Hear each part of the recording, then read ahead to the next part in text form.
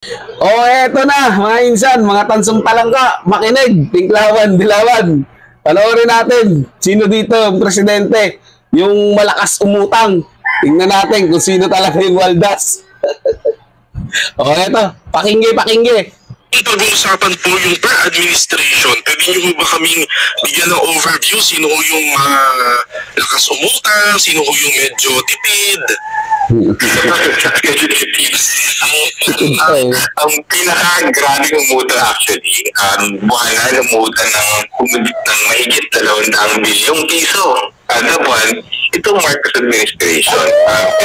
Actually yung Duterte administration at kahit na dun sa kasagsagan ng pandemya ay nag-average naman ng 131, hindi naman lang, pero 131 billion pesos buwanan yung inuutang ni Pangulong Duterte. Ang pinakamatitid sa mga nakarang dekada, well, yung pagkatapos sa martial law, si Cory Aquino, nasa less than 6 billion buwan na lang ang inuutang niya. Pero ang all-time champion ng Pilipinas pangutang, si Pangulong Marcos po ngayon.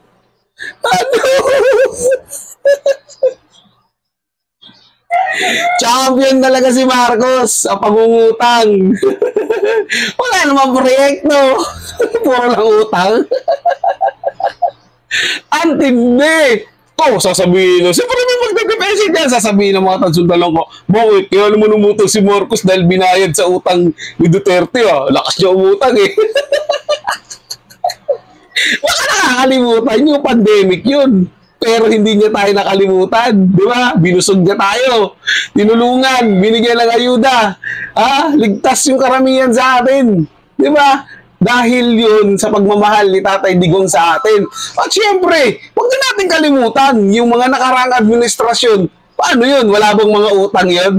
So, ano gagawin ni Tatay Duterte? Babayaran yun, di ba? Uutang siya, tapos magbabayad siya. Ganon din gagawin ni Marcos. Dahil may utang nga si Tatay Duterte. So, ang tanong dito, kasi, sino yung pinakamalaki umutang? Di ba?